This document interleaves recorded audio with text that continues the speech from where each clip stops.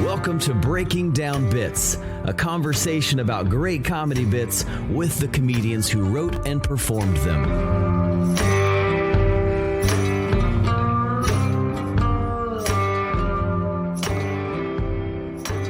Hey, welcome to another episode of Breaking Down Bits. I'm Brian Gendron. I'm Drew Jordan, and man, season 2, it just keeps getting better and better. Thanks for checking it out. Man, this is like technically it's like episode 14 or something like that. So if you haven't checked back, get into the catalog of these episodes. Some great gems from some wonderful comedian writers that are back there, all the way back to episode 1. Don't miss out. Like Brian's putting on the screen here. Great way to find all of the details, breakingdownbits.com. Brian is just a wizard at making websites. It's a beautiful one. It actually is helpful. It actually is fun to look at. It's actually functional. I got to give him some praise for that, because most comedian websites and podcast websites just suck. Yeah, I wish you didn't make me sound so racist in that compliment, calling me a wizard, but absolutely a good Merlin, time. like a Merlin wizard. Okay, I got you. Absolutely a great time to get into callbacks, which is where we talk about our last episode with Sean Patton. Woo. What did you take away, Drew? Man, I mean, that was such a fun episode. It was probably our most fun episode of all, but really great gems in there. Like, to me, the best part was talking about not getting rid of those old bits. If you love a bit and maybe it hasn't worked yet, and don't just give up on it completely, maybe put it on a shelf, hang on to it, because you never know when something in the world might happen that will align for this joke to now be relevant and powerful and real. That's exactly what happened to him. You have to watch the episode to get the full story. He had this bit, shelved it, and then before he filmed this live at the Comedy Cellar bit, something happened in the world that made this Air Bud bit so perfect. And he said like that bit might not have existed if he had just given up on it. Now it's like, it's a really, really funny bit. It just took the right setup to make it work. Yeah, I love the teaser that you put online where it ends with a dog gets elected mayor in Vermont, and then it just cuts. If there's not a cliffhanger out there better than that, I don't know what is. So you got to go out and check out that episode with Sean. What I took away was a little different, less about writing and more about just your comedy scene. Comedy scenes can be difficult, right? You hear this, it's the largest work organization without an HR department. So it can be challenging to navigate. And one thing he said that really stuck with me was that, going up to introduce yourself to new comics is obviously can be challenging. When do you do it? How do you do it? And he said something, he's like, comics are insecure, and that doesn't stop at your local level. That goes all the way to the top. And I'm like, okay, so some of this might be their own insecurities in a lot of cases. So you don't have to take it all so personal. And at the end of the day, we know how everybody says it that comes on the show, just be funny on stage and everything else works out. Yeah, great stuff. Wonderful episode. Sean Patton, check it out, breakingdownbits.com or wherever you listen to podcasts. And the fact that you're listening right now is a good sign that you know how to do that already. Absolutely. So let's go ahead and bring on our guest today. Very excited. Let's watch a quick video. Tom Thakkar is a comedian living in Brooklyn by way of Chicago. He got his late night debut on Conan in 2017. He's known for co-hosting Comedy Central Radio and Sirius XM's You Up with Nikki Glacier, creating and hosting Stand By Your Band, and was chosen to be a finalist for NBC's Stand Up for Diversity. You've also seen him on Doug Loves Movies, in Vice Magazine, and on This Week at the Comedy Cellar. Tom was recently featured on Comedy Central's Stand Up Presents at the end of 2019.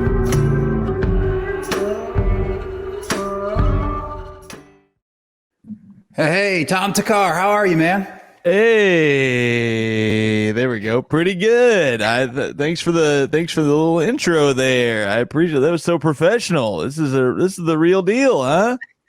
We know how to edit videos here. That's big. I think most comedians should take that as a lesson. Like you should work on writing jokes and all that good stuff. But if you can learn how to edit a video, that is huge now. That's big, and learning how to caption and stuff. It's for sure. That's a bit more important now than being funny. We've heard that more and more from comedians saying, like Sean Patton last week was saying, like, man, he sucks at the online stuff, and he wishes that he had got on that train sooner because it's so important now. Well, I talk about it on my podcast a lot, which is Stand Up with Tom Thakkar. There it is. Look at that. Yeah. So ready to go. I love it. I talk about that all the time where I saw Mark Maron give a speech at Second City when I was kind of newer, when I first moved to Chicago. And he said exactly that sort of thing. It wasn't about the online stuff as much, but it's applicable because he was like, look, I put all my eggs in the stand-up basket, and it's not smart because there's so many other ways to be successful in this thing. And if you lean all into one, if the industry shifts, now you're less prepared. So he was like, do improv, do sketch comedy, do online stuff. And I would say that is applicable to things like do TikTok, do YouTube videos, do all this stuff, because you never know what's going to be the thing. And I'm guilty of it too. I put everything into stand up and writing and then just hope for the best, you know? Absolutely. Well, I'm glad you brought up your podcast, Tom. That's where I got to know you. Of course, that's the Stand Up with Comedy Central.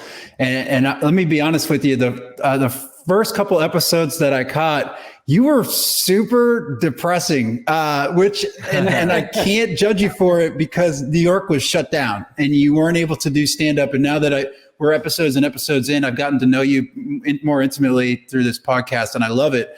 But it was just, they took away your favorite thing. It's ultimately what it was. Yeah, it was tough. And when we first started it, I was in LA and I was away from all of it. I wasn't seeing anybody. I was just doing Zoom stand up, which I actually, it helped me a lot. I'm happy that at least existed.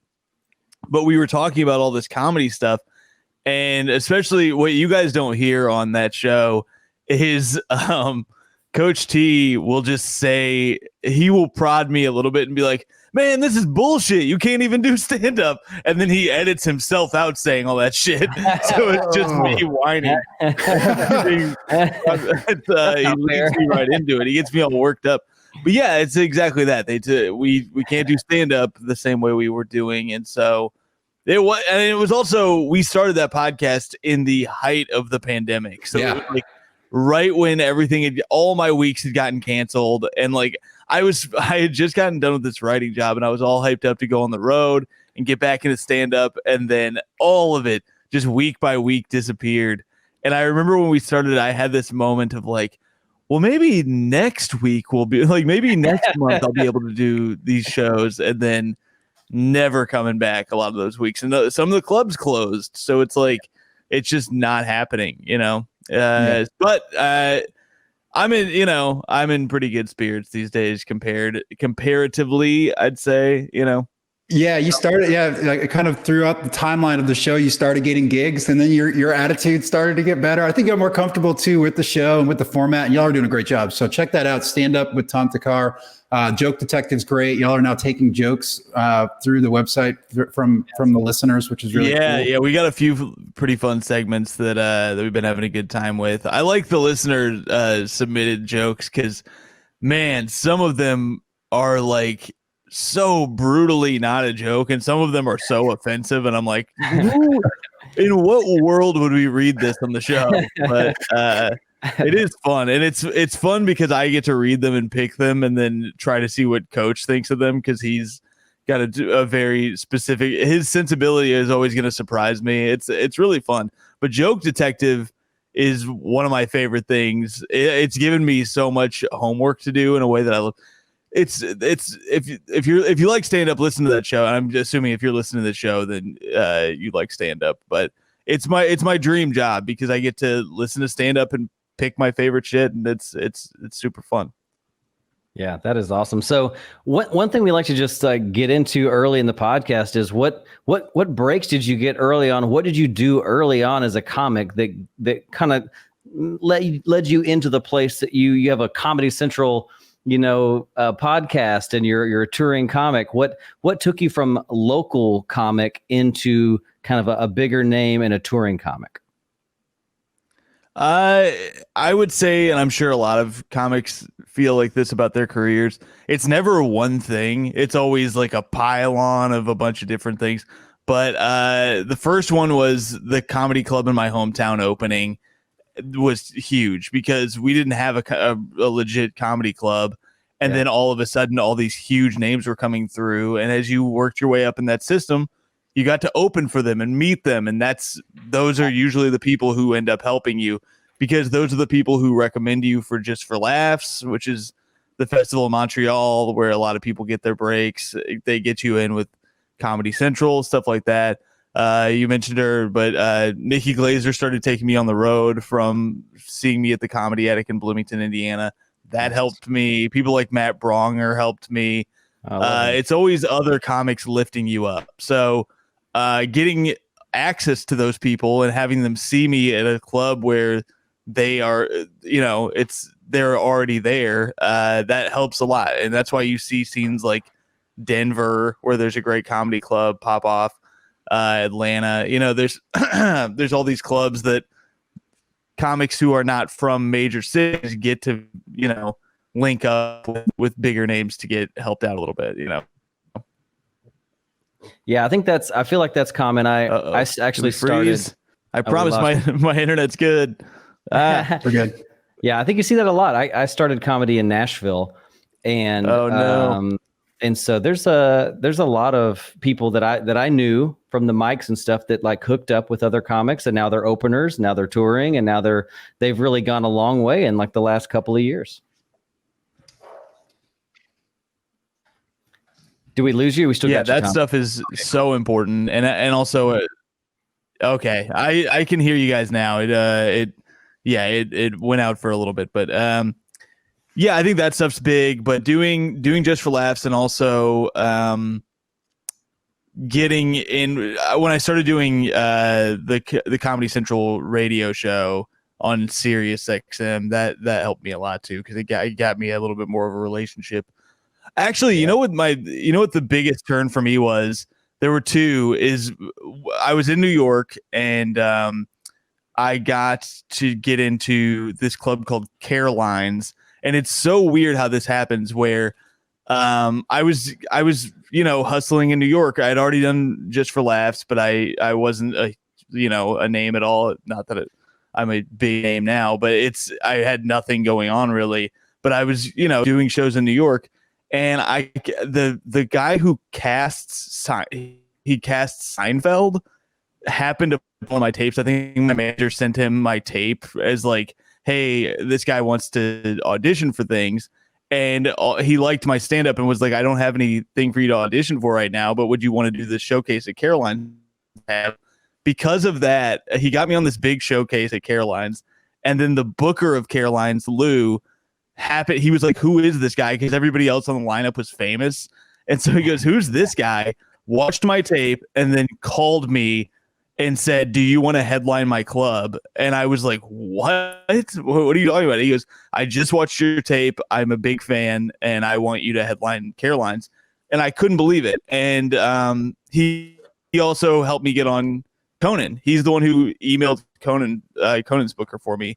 And also the other thing that went in tandem with this is I did a festival in Portland called Bridgetown. And I just had one of those lucky nights where I had one of the best sets of my life. And it just so happened that a couple important people were in the room, and you never know when that's going to happen.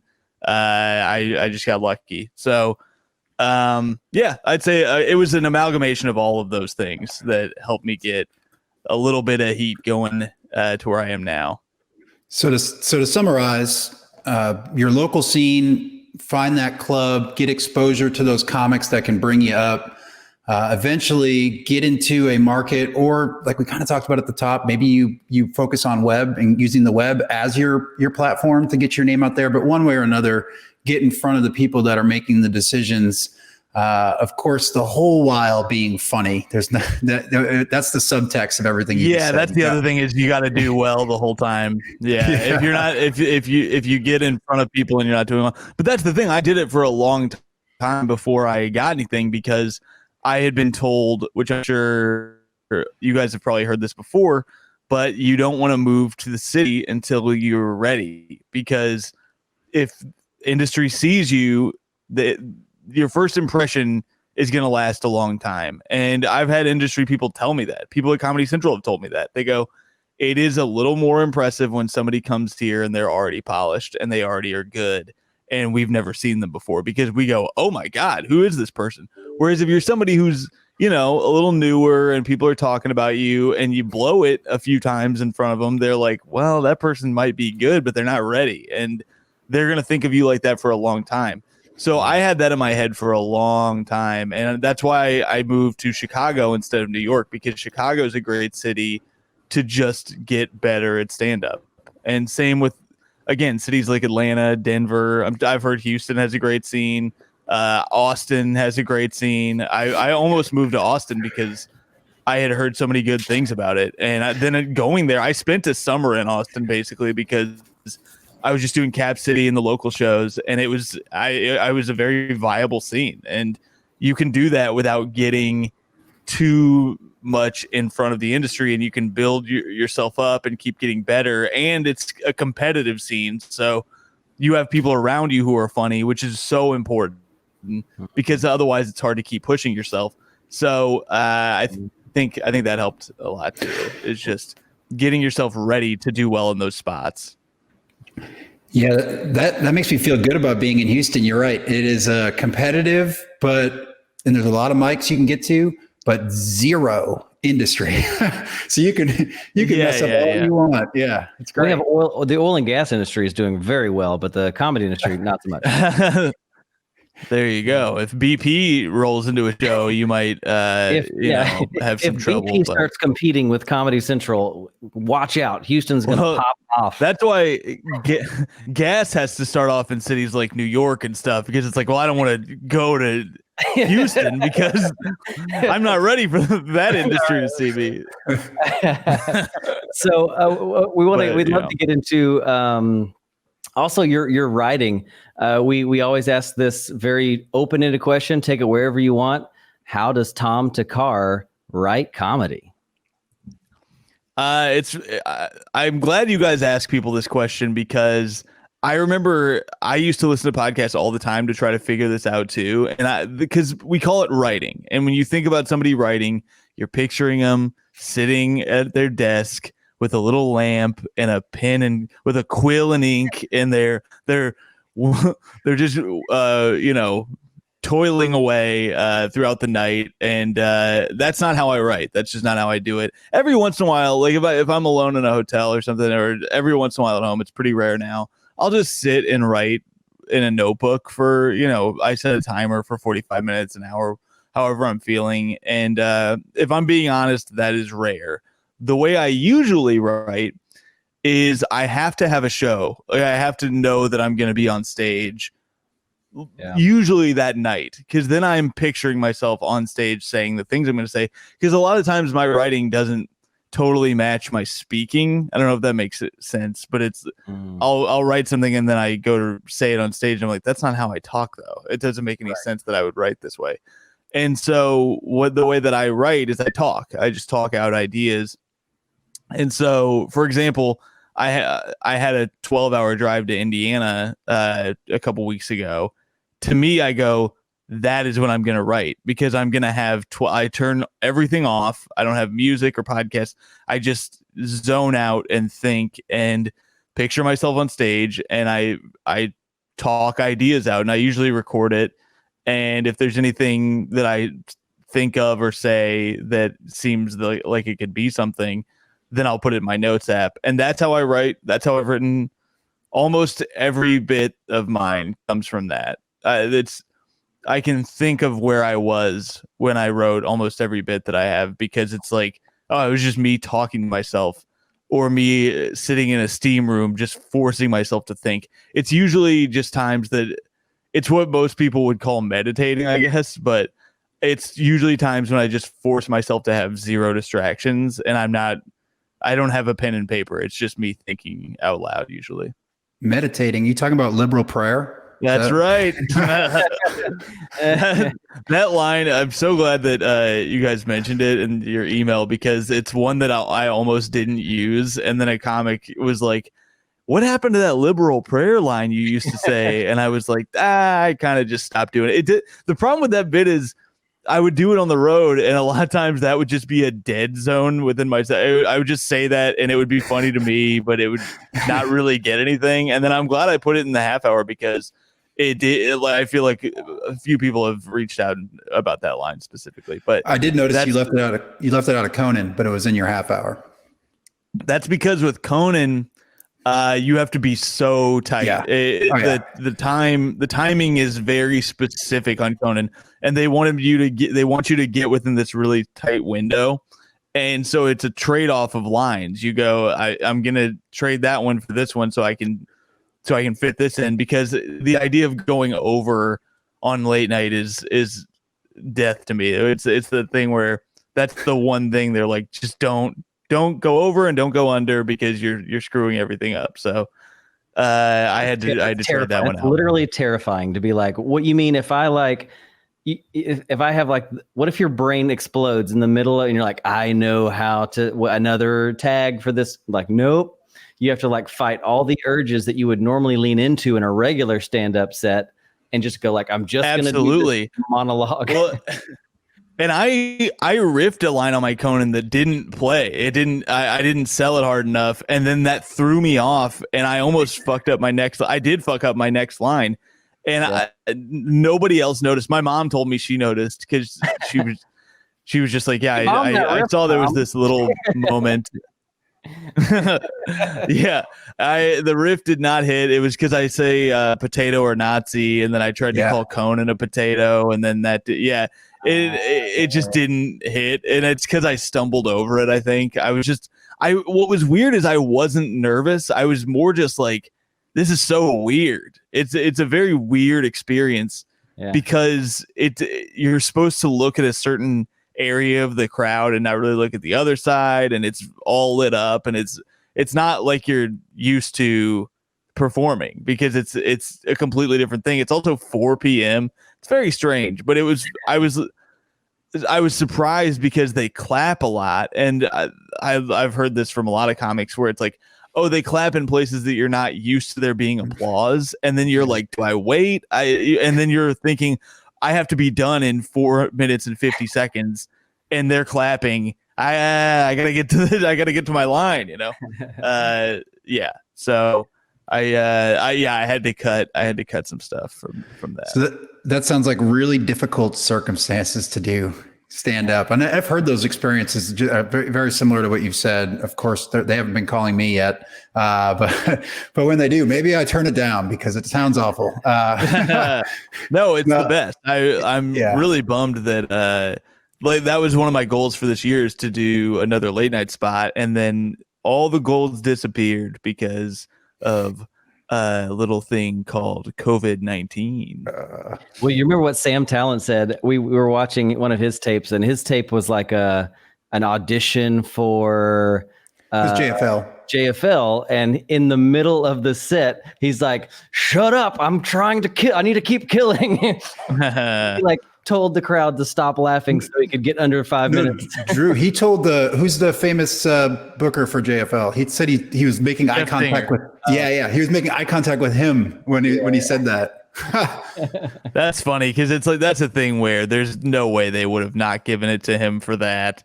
But that's a funny line. That's really funny. Yeah. So the next thing we kind of touched on it. How do you prepare for a late night set? but maybe talk to us about how you'd prepare for like the Comedy Central 30 that we're going to look at, or maybe a longer set. How do you prepare? Do you do set lists? How do you get in the mode for that?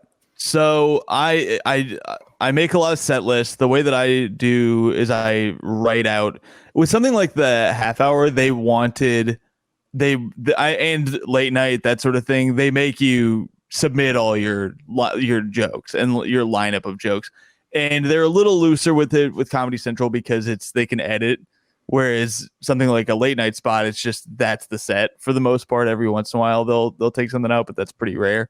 But yeah, I make set lists. Like it's just like when I'm headlining, I make long set lists and there's little notes, and then I just keep rewriting the set list because then it gets locked in your brain.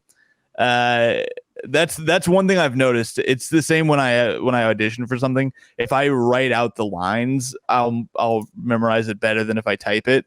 It's just, I don't know why that's the way it is, but do you actually stick to that set list? Do you because a lot of people say they make them and then they just bail on them. Do you actually stick to it? It depends. Like I was just in Indiana this week or last week, like I was saying, and I did some longer sets.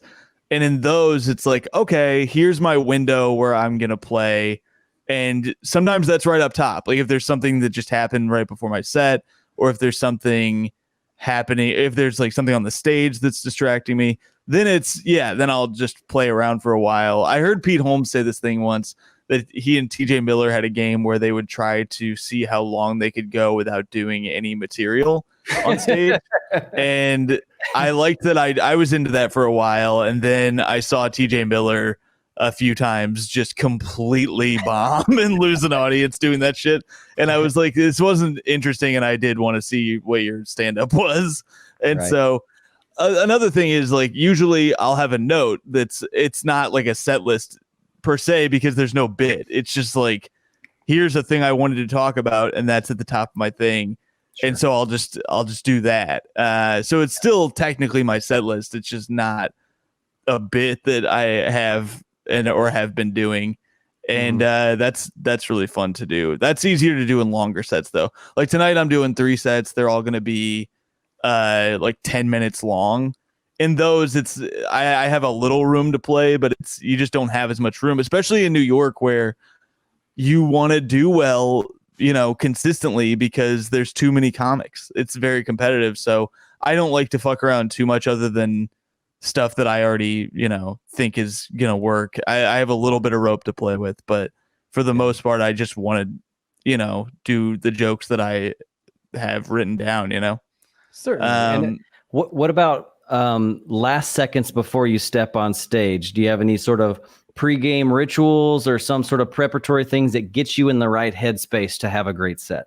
So I have a couple of these. I don't do them that much anymore because I don't really. I think that something that's nice about comedy is that you don't get as nervous. I don't think about it a lot of the time before I go. Right before I go on stage, there's no moment of like, I got to do this. It's usually just like, all right, here we go. This is the thing I've been doing forever. But if there's a set that I'm a little anxious about, I do this thing where I sing the theme song to this show that me and my buddy invented called Graveyard Baby. And it's about a baby who just lives in a graveyard alone, and he like tends to it and he's like friends with the little critters that walk around, and he plays with the bones and stuff. And Graveyard Baby, all his friends are owls. And so I'll do something like that on my way to stage, because it's like it's a way to remember, like, oh yeah, this is all stupid and it's supposed to be fun for me. Wait, is this a thing I can watch somewhere on the internet or no? No. We just talked about it for a long time. And so I'm going to take that audio clip and I'm going to put some music behind it, and you're going to have a legit theme song in about 30 minutes. I love it. I thought I saw him singing backstage. Now I know what it was. Graveyard. If you see me like just whispering to myself like a little music, or another thing I like to do. Friends are owls. I did this right before I went up, because for the Comedy Central Presents, I was a little anxious because that was my dream. Like growing up, that's truly the thing that got me into stand-up, and it's why I love hosting the podcast that I host, because Comedy Central half-hour specials were everything to me. They're the reason I got into stand-up. I love them so much. I would sit in my room and just watch them for hours. They used to do a thing where they would just play Comedy Central stand-up specials over and over and over again. So I watched these things all the time. They don't do it anymore. And it really bums me out because I loved it. And I'm glad that now we have the podcast, at least, so that I can do it for people, because I want people to hear this great material that's out there. But I would watch them all the time. And so doing that special, I was like, this is truly my dream. Like, this is what I've wanted to do forever. And now, I think next I want to do an hour or some form of another special. But at that point, that was the goal, is to do one of those. So I was a little nervous. So what I do when I'm a little nervous, but I want to shake it, is, and I did it before Conan, and I did it before I did JFL too. I will post on my Instagram story asking if anybody has any ideas for some funny shit I could say up there. Because it's just silly to me to think of like a comic who's scrambling at the last minute and has nothing to say. And I used to do it in green rooms a lot. I used to have little games I would play for myself where I would ask whatever comic was near me, I'd ask if it was okay if I partied up there. And watching them interpret it was always really fun to me. Just someone going, what? Like, what do you mean party up there? And one comic thought I meant do coke, but I just mean have fun. That's it. And but asking if anybody has any ideas for some funny shit I could say really puts me at ease. Anything that I could do to make myself laugh before I go up, that's where I want to live. That's what calms me down, because it brings me back to like, oh yeah, this is fun. I hate comics who take themselves really seriously, and they're all like, and they have much better careers than I do a lot of the time, but I have more fun than anybody doing this. So and it's not, I don't mean like I'm going up there cracking myself up constantly. I just mean I'm doing this to have fun more than anything, more than to make money or to get some sort of success. It's to have fun performing and making people laugh. And yes, writing things that I enjoy. That's my favorite thing in the world to do. Well, that's such an important thing. I know for me personally, me and Brian make no secret about it. We are newer comics. We're not in a place where we're doing, sold out shows every weekend or anything like that. But you can get really focused as a comedian, and maybe this, like I said, more of a young comedian thing, really focused on, I got to work through these jokes. I want them to work so bad. I want to have a great set. I want people to like me. And I get super serious and kind of freak myself out. And when I do sets in that frame of mind, it's totally different than when I'm hanging out with my friends and I go, oh, sweet, I get to go do some time on this show. Man, I'm in such a fun mood. I'm happy. I want to have a good time. Those two performances are wildly different for me personally, I know. Yeah, that's exactly it. It's and I remember doing, the only times that I can remember where I felt myself be nervous on stage are doing JFL. I remember being really nervous because I didn't have my, like, at the time, I've become really close with a lot of the people who I did that with. But at the time, I like to have a buddy around who I'm like, I know I can make that person laugh. Like, if I do this weird thing that's just for us, and it's not like a thing where I'm just doing some joke that bombs and it's funny to us. There's little winks almost within a set where you're like, I bet I can jam this word into my set, and that'll be a fun game for me to play. I kind of need things like that to make it really fun. I was doing a thing when I was at the Comedy Attic, there was a pumpkin on stage, and the game that I was playing is seeing how long I could get away with talking about the pumpkin or spinning the pumpkin on my finger like a basketball. Like, there were like little things that I wanted to add to my set just to make the comics laugh. But it was also funny because I framed it the way I was trying to frame it in a way that would work for the audience too. And sometimes it did and sometimes it didn't, but it made me have fun, which made the rest of my set fun. Like, you can reinvigorate jokes that you're tired of, or jokes that you're like, I know how that joke goes. There's no room for me to have fun within doing it other than just performing it. You can reinvigorate those jokes by adding these little flares to your set that make everything else more fun. I learned that watching Rory Scovel really changed how I do everything, because watching him do the same jokes in different accents, he would just throw some weird ass accent in and then do his whole set like that. And I was like, that's what you do. That's what you have to do if you want to stay fresh and keep yourself excited to perform, and people can feel you being excited to perform. I did the same thing when I auditioning for the Comedy Cellar. I was really nervous too. because that's one of those things where you get 5 minutes. If you go over your time, they're really mad at you. And I just saw some comics in the corner watching me, and so I felt like if I just did something weird, it would be like something very dark, and then I would just get out of it, and that's what made me happy to do it, and then that made my set go better. Just having little touchstones to keep it fresh. But yeah, you have to have, if you're not having fun doing this, I truly don't understand why you would do this. I'll never understand comics who are like preachers, like I'll never get it, other than that they want to have, success, which is nothing wrong with that, I guess, but I don't is there any fun for them, I wonder? And it's like, that's the whole, seeing Todd Glass did that for me too. Watching Todd Glass back in the day, seeing him play on stage and how he would stay up to like 4 a.m. every night, just laughing and like doing bits with people. I was like, that's what I want my whole life to be like. I love it. We had Nori Davis on, and he talked about bringing joy to the audience. I'm sure you know Nori from up there. I love Nori. Yeah. Yeah. And his whole thing was bring joy, have happiness and share joy. And like, that was so, that really helped me think about just about what you just said, which is, find a way to be excited about being there, being happy about being there. And I love it that you have this personal story, this personal song, this thing that you wrote with your friend that helps get you in the mood. If nothing in the room can do it for you, you can always resort back to that and maybe get your nerves down for a really big set. So that's a great tip. I feel like we need to make a graphic. Exactly it, yeah. I feel like this deserves a graphic. Maybe the very first Breaking Down Bits graphic. It's the Tom Thakkar nervous level chart. And if he's just a little nervous, Graveyard Baby gets it done. It's really no big deal. Yeah. And then if he's a little more nervous, then maybe we got to like put the word kumquat into the set somewhere. And then, like, as it gets progressively, we got is there weird shit that makes, I should say, text goes out, like there's the graphic. Yes.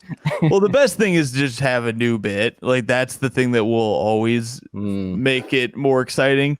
But sometimes you just don't. And it's, especially when you're doing something like a TV set or like an audition set, you're not going to do a new joke, despite what movies will tell you. It's always funny in stand-up comedy movies. It's one of the funniest tropes to me. They do it in every movie about stand-up comedy where the comic has a big moment in his career. The movie Punchline is really funny about this, where Tom Hanks is auditioning, I think for Just for Laughs, and he just, or maybe it's for some TV thing, but he just starts crying in the middle of his set. He just gives some crazy speech. In Kumail's movie, The Big Sick, they do it. That one's the least egregious of it, but it's still funny. And I loved that movie. But the moment where the JFL booker, who is clearly Jeff Singer, but he has some weird name, but he's wearing the same hat that Singer wears. And Kumail's ex-girlfriend at the point is sick. And he, instead of doing his JFL set, he just starts going off about what a boyfriend he wishes he had been to this girl. And it's like, there's no comedy to it. It's just a breakdown. Nobody would do that. It would never happen. That comic would do his set, probably not do well because he was upset, and then leave sad, but he would not break down on stage. It just doesn't happen. This doesn't really add to the climax of a movie when he's like, and I did the same 20 jokes I always do. Like that's not exactly. It doesn't work for a movie. This is why stand-up is tough to do in movies. It's not a film thing. Well, I've got some homework because I have not seen Punchline. That's where I'm going after this. I'm excited. Punchline is one of it's not good at all. But it is funny to watch. Yeah. It is funny to watch. Have you seen Comedian? Yeah. Oh yeah. Several times. Okay. All right. Love it. That to me is the best stand-up comedy movie by far. Even though they make Orny Adams out to look like such an asshole, but it's a great movie. I don't think that they had to try too hard. I don't think that they were stretching there. And I have nothing against Orny Adams personally. I ran into him once at the Comedy Cellar, but I've never met him. But I've heard some other stories that don't make the light that he's shown in Comedian seem too inaccurate. But it's all here's the thing: it's all things he did say and do. Like that moment when he's laying down on the ground. The thing is, he is also really funny in that movie too. Yeah. When he's laying on the ground and he realizes that he's gotten Just for Laughs, which is a huge accomplishment, and And then he realizes he's made like 15 phone calls and there's nobody else he can call because it's him. It would be rubbing it in. And he's miserable again. He's like, I was happy for 15 minutes and now it's over. And that's a great moment. It's also a great lesson where it's like, if you get all of your happiness in this out of little successes like that, you're going to be miserable. And that's why a lot of the most successful comics we all know are the most miserable people in the world, because they haven't found a way to find joy in the process. It's all in, I got it. And then I have 200,000 Instagram followers now. What's next? And it's not, there's no joy in that. Yeah. Well, let's go ahead and set up the clip. So the last thing we ask is just about that day. So it was in New Orleans, I believe. Why New Orleans? What did you do that day preparing for the set? Anything else that we need to know? Any other context? Sure. So this is it was New Orleans because that's where Comedy Central does all their half-hour specials for the last 3 or 4 years. I think it's probably some sort of union thing. I have no idea. It's a very I assumed it was because Comedy Central people love to party, and that's a great city to party in. And I was like not nervous. Cocaine party, just regular party. Just regular party. I was nervous out of my mind. I was truly worried there was a chance I could bomb, because it's not easy to perform in New Orleans all the time. And not every set is hot. I tried to do some warm-up sets, and they were in these loud bars, and they would be like very drunk people heckling and shit. And I was like, I'm trying to run this set. And so my nerves were shot. I went on, I hadn't drank all month, and I took a month off of drinking, and I was exercising like crazy. That day I listened to Yeezus in full and ran 10 miles.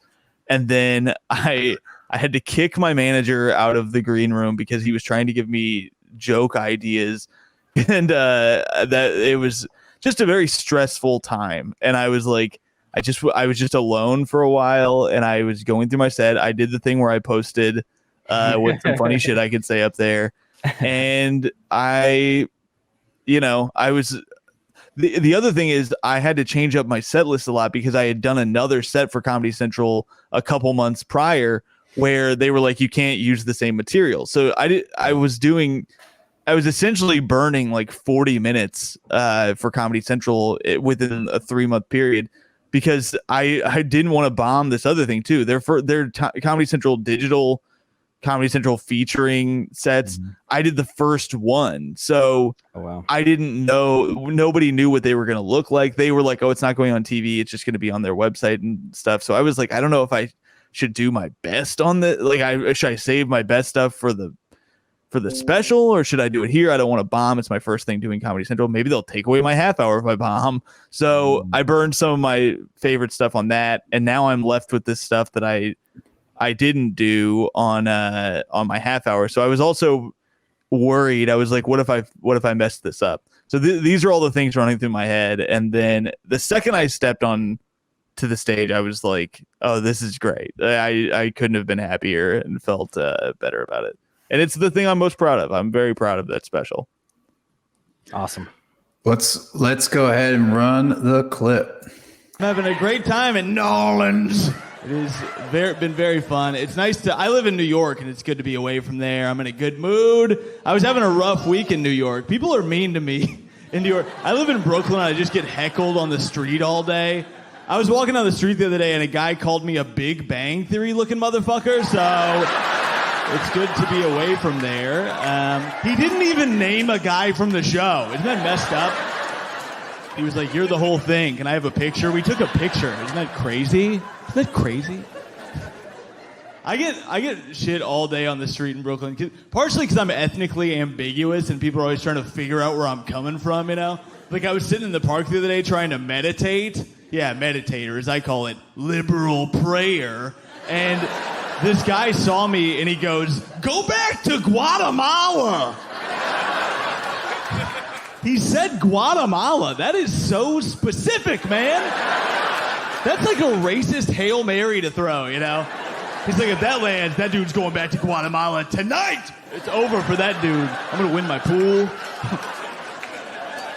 I'm not from the beautiful land of Guatemala. I'm half Indian, in case you're trying to guess. Yeah, a little half Indian boy. Hell yeah, weird thing to woo at. I am half Indian. Sometimes when I tell people that, they'll say this fun thing where they're like, "Oh, half Indian, huh? Feather or dot?" Yeah, you ever heard that before? Some of you have said it. I can feel it. I know where we are. Feather or dot. What a fun, flirty way to marginalize two cultures, with two words. What racist efficiency, right? Like, I want to be racist, but quick. I got shit to do today. I ain't got all goddamn day to be putting your little ass down, all right? Pop quiz, hot shot, feather or dot. Keep it moving. Like, oh, okay. I'm on your time, I guess. Feather or dot. I'm going to start doing that to white people. Yeah. Next time I meet a white person, I'm going to be like, oh, white, huh? Potato or Nazi? Yeah, they like it. Yeah. See if they enjoy it. Yeah. Yeah. Yeah. I am a dot, by the way. I know it's bothering some of you. That's fine. Dot? I know the shirt had you fooled. This shirt says feather all over it, baby. Dot is fine, As far as slurs go, nobody cares about dot, Dot's not even really a slur, Because you have to say something angrily for it to be a slur, right? Right? And nobody's ever said dot angrily. Nobody's ever like, hide your curry. Some fucking dots just walked in. Looks like a goddamn game of Pac-Man in here. All these dots floating around. Is that an ellipses that just walked in my bar? 3 dots in a row, huh? You got some nerve. Yeah, I'll do ellipses humor. I'm not afraid. I'm brave. You might notice I don't have like an Indian accent at all. Because my Indian father left before I ever heard his voice, so this is what I sound like. It's a bummer, so I can't do like a fun racist impression of him that I'm sure we'd all enjoy, I mean, I'll try one. I don't want to bum you guys out. My dad would be like, I do not want to be a father. Is that good? I don't know what he sounds like. Thank you, come again. Not to my house. Yeah. I've had 4 different Indian people come to me after shows and be like, hey, man, your dad probably left because there's a lot of pressure in Indian culture to not have, like, mixed-race children. It's like a weird thing from the older generations, but he was probably just, like, ashamed or something. And I'm just like, oh, cool, thanks. Thanks for the good news. I feel much better. A lot of healing done tonight. My dad actually died a few years ago because my vision board worked, and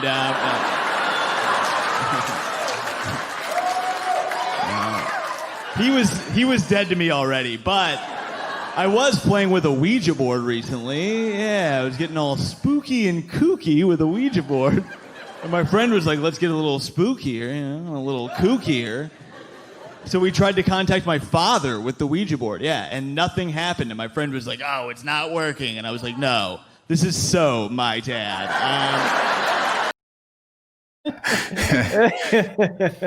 I love that pop at the end. Such a fun set. I love anybody who shares like their story, kind of the personalness of comedy. I think always connects with me. I always love feeling like I get to know the person a little bit through their comedy. That's a fun place for me. And so great set. I really love this one. Thank you. And I want to say this kind of relates to what Sean was talking about last week, where I'm proudest of that chunk of material because I had to work so long to get it to work, because for a long time, me talking about my dad dying would bum people out, and I would get on, and it wouldn't do that well. And I fought through, and I kept tweaking it, and I realized little things I could do to make it work, and I added more jokes to it. But writing stuff about my dad took a long time. I mean, it took me a long time to get that where it ended up. And the fact that they let me do some of that on TV really makes me happy. The closer on that special, I still am shocked that they let me do. I couldn't believe it when they let me do it. It's where I just sing Welcome to the Jungle and I keep starting it over and over again. And I remember I opened for this comic Ryan Stout, and he literally said to me, I was at Go Bananas in Cincinnati, I'll never forget. He goes, "That bit will never be on television." It felt so good when I saw it actually air. And I also remembered something when I heard myself. I forgot that I said, "What's up, Nolans?" There's like the little things that I was talking about earlier that I add to my set to make myself and my friends laugh. I had a bunch of friends who were sitting up in the balcony for that special, and I came out and I called the audience. I go, "What's up, crawdaddies and shrimpy mommies?" And my buddy Connor goes, "As soon as you did that, I knew you were going to do well. As soon as you said that, and I could tell you were having fun." Like that's all it is. And they cut that, and it doesn't matter. Like it doesn't matter to me that they cut that. It was for the live show. It was a silly thing to say to a crowd of shrimpy mommies. What the fuck does that even mean? It's nonsense. But the fact that you can say it and everybody's like, "All right, I guess that's what that guy is calling us." That's the weird part. That's the weird part about comedy. And Sam Talent spoke to that. He's got a joke that is totally, as he, in his own words, totally nonsensical. It's not a joke. Doesn't make any sense. It's just a string of words he puts together, and there's not really a punchline to it, but it gets a laugh because I don't know, because of the way he says it, because of the inflection on it, because it's a little tidbit. I don't know. And sometimes if you just find little things that make you laugh, and then people, it's like what Sean was saying, which is that if you really believe something is funny, you can usually sell it at some point, and that's the whole game.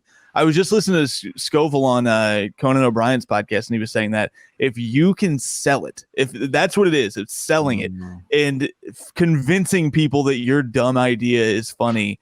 And that's what, that Welcome to the Jungle bit is like that. But also the stuff about my dad dying. And what's really funny is I just, every once in a while I'll see this because, and it's no fault of theirs, and I'm not mad at people for doing it, but I have friends who will get into arguments on Facebook with people who comment on that video, because Comedy Central basically posted that video in full that you just played, and it's on their Facebook. And I shared it the other day because it was the anniversary, because it was November 1st that it came out, and I'll get a notification that's like, this person commented on the video because it's a friend of mine, and it's usually that someone's calling me racist against white people.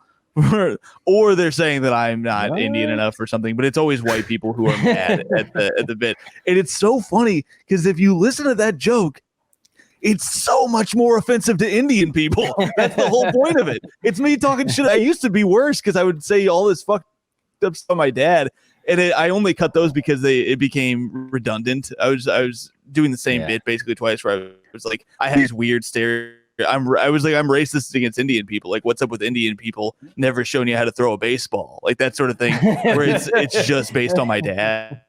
But doing that accent, that's another one where I was like, I can't believe they let me do it. And that's one where Conan, the Booker Conan, was like, there's no way you're doing that accent on the show.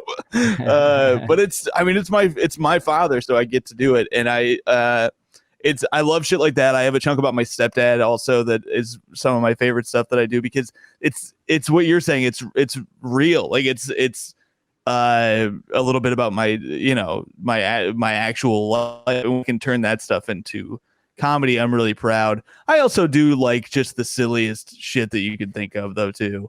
And so, it goes both ways. I like a little diversity in my act, I did like your racist efficiency in making fun of Indian people, but that's a good segue into word choice and relatability, because I've watched a bunch of your stand-up. Some of the things that really hit me personally, we talked about earlier, ethnic prayer, because I meditate like a crazy liberal. Every time I meditate, I think of that too. Now I can't. Yeah, that's right. Now you come up in all my meditation. It's supposed to be a space of. Anyway, the other one that I really liked, which is maybe a throwaway, is vision board. My wife made me do a vision board one time, and that one was kind of stuck in there. That hit me really personally. But I find these things littered throughout your stand-up that just pull me in and make it really relatable. Mm-hmm. And just one other quick thing, the top of what you do is you disarm everybody by basically saying I get made fun of a lot, guys, I get picked on a lot, and then you kind of have the freedom to do whatever you want at that point if you framed it right. And I think you did a masterful job of that. Yeah, I appreciate you saying that, because I lose track of that sometimes, and a lot of the ways that I frame my things is me being a silly victim in some ways, where it's like I'm not. It's like I'm a victim of something, but I'm not actually, upset about it. It's just a thing. It's how I live my life too. I got punched in the head on the street the other day, and my first thought was like, this is awkward. Like, it's just an awkward moment because the kid ran away, and it made me laugh thinking about it, because I was like, all those people just saw that happen to me, and now I have to just be on the street. I'm not going to chase this child. It's just a funny predicament to go, well, time to go about my day. I'm just got punched in the head, and that's just totally part of it now. You totally got Rick Moranis. I got Rick Moranis. Yep, that's what people are calling it. I think he got Tom Thakkar. I had a buddy years ago tell me that, though, where he was like, you are a guy who just bad things happen to, and that's most of your stand-up. For a while, a lot of my act was about like my ex-fiance leaving, so it was like that was like, I remember somebody coming up to me on the street in my hometown and going, hey, you're that sad guy. And it was funny to me, because I was like, yeah, that's what I've presented on stage, but I'm not sad. I'm just I think it's funny when bad things happen in my life. One thing we always talk about a little bit, we try to get into the performance side of comedy a little bit, since we are looking at a video. I noticed you're not I wouldn't say you're like an overly physical comic, but one thing that you do super well, I'd love to hear your thoughts on it, is your facial expressions are very pronounced. And I think we've talked to several comics that say that a lot of comics lose that, and they become these stoic joke tellers, and they don't emote at all. I think it brings so much more passion and energy. What kind of decisions are you making as a performer on how you act out your bits? Well, it's usually not something I think about. It's just the natural instinct to perform a little bit, because I started in improv, and not that I was doing it long term, and I always wanted to do stand up more, but I learned to perform, and that's what I wanted to do, is perform. And I like performing my jokes. Some people's jokes are funnier when they're stoic and they don't make any facial expressions. I think a lot of my stuff is, I like to make things a picture. I like people to see what's happening in my brain. And you do that better when you emote and you express what you're trying to do. If you can embody what you're doing, I think that it makes it funnier in some cases. But yeah, it's not something that I'm actively trying to do or not trying to do. It's just what I find funny. And so if I find this guy who is a dumbass, it's usually, somebody told me this once, where it's like, you're very good at being angry without being a turnoff. Like, if you can do angry funny, I used to love Will Ferrell as a kid. That he was like he was one of my favorite comedians. I loved him on SNL, of course. And his facial expressions are so funny. And if you can do that, I think you can get away with a lot more. And so I think I like it for that. I want to say, I was really worried about doing comedy in a mask because of that exact thing. I knew that, where I was like, I do a lot of facial expressions. I'm worried about it. And I realized, if you're really performing, if you're really committing to whatever you're doing, your eyes can do all that work too. It's weird. You've got powerful eyebrows. You got very powerful eyebrows. They're telling a story when you get angry. It's true that it's a lot of angers in your eyebrows, but being funny angry is some of my favorite comedy to watch. So I'm sure it's a lot of that rubbing off on me. I never thought about that, but that's a very interesting and strong point. If you can be angry and be funny angry, then that's powerful. And Will Ferrell did that so well. It's true. The worst is when it backfires and you think you're being funny angry, but it comes off as angry, and then people hate you. So it's a tough line to walk, and I've definitely been on the wrong side of it before. But usually it's a type of yelling that's making fun of somebody's anger, because it's silly to be angry. Mm-hmm. Yeah, I like it. Well, it's a good opportunity for us to transition into our last segment. Humor me while we look at kind of a interesting graphic.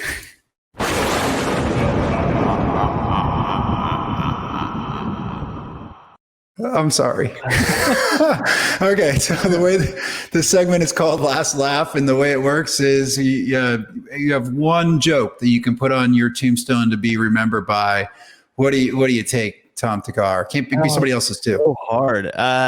This is I gotta be honest, I've been slightly distracted this whole show because I've been trying to think of what this would be, because I know that I have an answer to it. I'm blanking right now. And don't say crawdaddies and shrimp mamas. That doesn't. I have two, but I one of them's not really a joke. It's just a tweet I saw, and I can't even remember who did it, so I feel bad. I feel bad doing it. Maybe there's a Norm one that I could do, but I was thinking of I'm not a pizza man, I'm a pizza man. That's the first one that came to mind. If I had to pick one of my own, it would probably be either. I used to have a line about how I wanted to be buried. I wanted my grave to be a Wi-Fi hotspot, but you know what? I'm going to go with It's the password. I think that's not bad. That's not bad, but I think I'm going to go with why do dead pigs always have an apple in their mouth?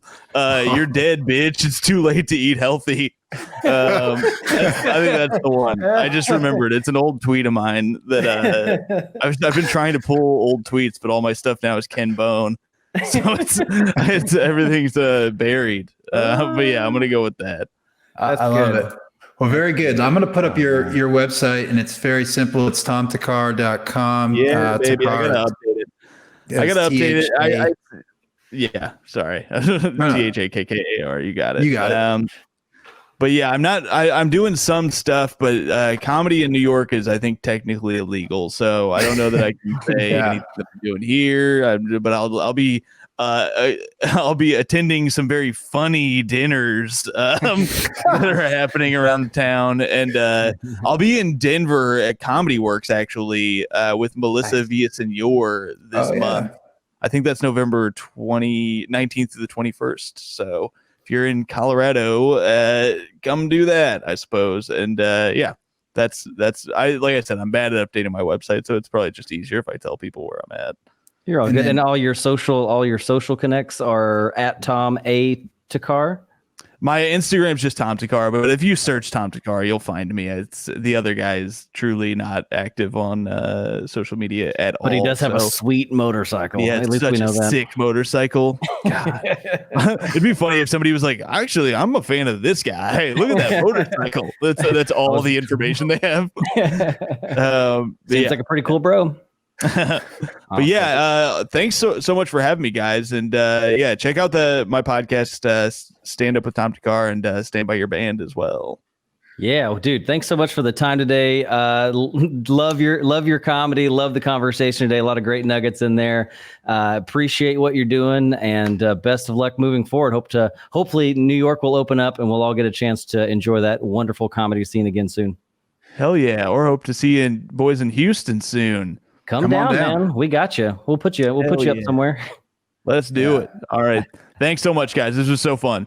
Thanks, Tom. Yeah, thank you, Tom. Thank you, everybody, for listening. Join us next week for John Caparulo. Looking forward to it. And that's been Breaking Down Bits. Y'all be good.